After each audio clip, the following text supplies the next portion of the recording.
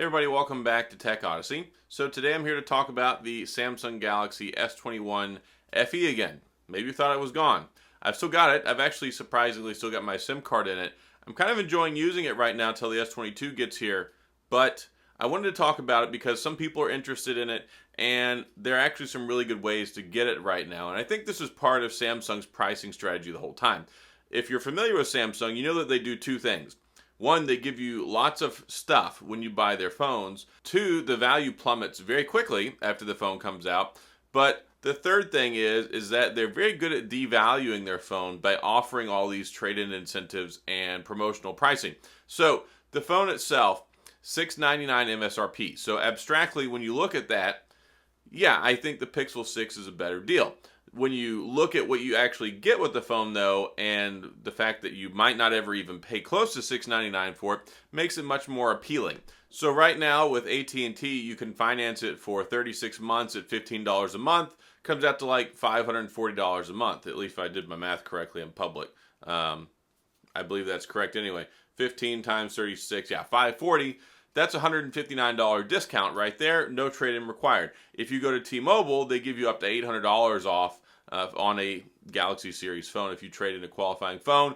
Over at Best Buy, you can get it for $499 with activation.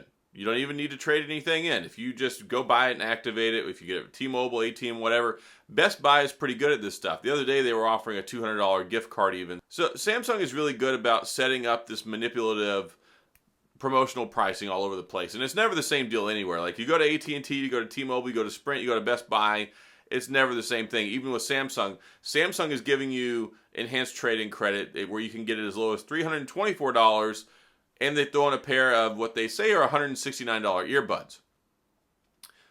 I hate to break it to you, but the Samsung Galaxy Buds Live are not $169 earbuds. It's funny, I actually still have my box right here. I got them whenever they came out. I enjoy them. They're an open ear kind of earbud. They don't have the silicone tips. They call them the beans, right? Remember those little kidney bean shaped earbuds? They kind of fit right here in the middle ear area. And for what they are, I mean, I think they're good. I enjoyed them very much, but they're not $169 earbuds. But also the nice thing about Samsung is they give different employee discounts and stuff, government, military, teachers, and things like that, first responders. So there's basically no way you're ever going to pay $699 for this phone. So that's one leg up that Samsung has with the S21 FE, especially over the Pixel 6, because Google's not very aggressive with that stuff. Now, you could find some deals places. They actually had some promotional pricing right after they came out around Black Friday, Thanksgiving sale shopping. Instead of $599, you could get them for $549 certain places, and even as low as $499 with activation. And I gotta tell you, a $499 Pixel 6 is one heck of an attractive phone, and that really makes me curious about where we're going into the future with the 6A, probably in May, what that pricing is gonna look like. But the S21 FE, just for some reassurance here, I actually enjoy it. The 120 hertz refresh rate is nice. It's got a beautiful 1080p display, super bright. Like the brightness on this sucker is really good. It's very thin. Like that's one thing I like about it. It's thin, it's light. The camera bump is almost non-existent. You can get accessories for it cheap. The screen protector actually works really well. I mean, I got a glass screen protector. It works great with the optical fingerprint sensor on here. It's actually really refreshing to use the fingerprint sensor on here as opposed to the Pixel 6 because it's fast, it's accurate, very reliable. It works basically every time, and even with the screen protector on here, it doesn't cause any problems. So I am a fan there. Camera's better than average. It's got some decent stuff going for it. I don't like there's no SD card. 128 I think is fair for a phone this price. Not the problems I have with the larger ones like $1,000 phone with 128 gigabytes of storage. But there are some reasons to pick this phone up. And when it first came out, I was like, okay, this phone makes no sense. And really it doesn't. Releasing a phone like this late, today is February the 4th. The S22 is going to be announced on February the 9th, 5 days from now. This phone just came out a few weeks ago. So to come out with a phone at $699 right before your new flagship phone comes out, you're either going to squash the sales on the S21 FE or you're going to undercut the sales on your S22, because a lot of people believe now that they don't need a $1,000 phone. And I think that's a good thing. I think it's very healthy. A lot of people don't. You're going to get the same experience with a like this, like a value flagship.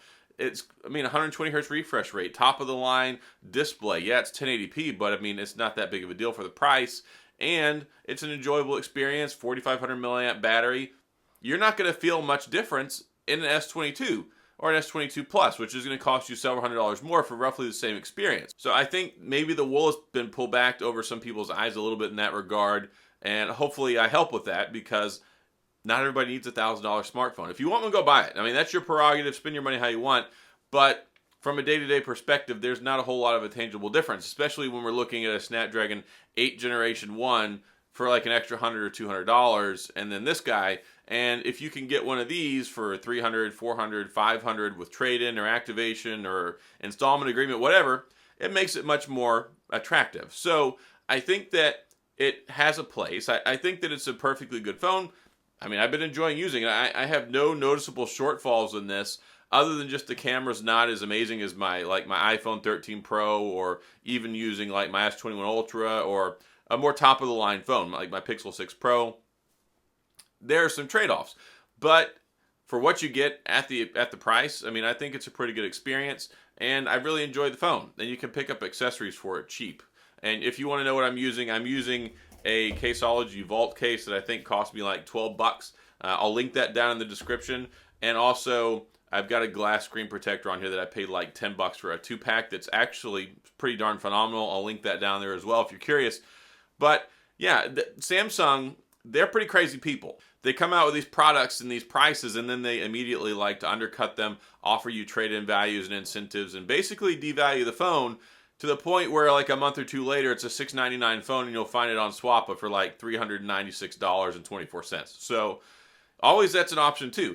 Keep your eyes peeled. Look, keep an eye out. There's a lot of these phones. They're very promotional. Like a lot of people will get them for free with trade-ins, or they'll do something and then they won't want it, and then you can go get it on eBay or Swappa or whatever.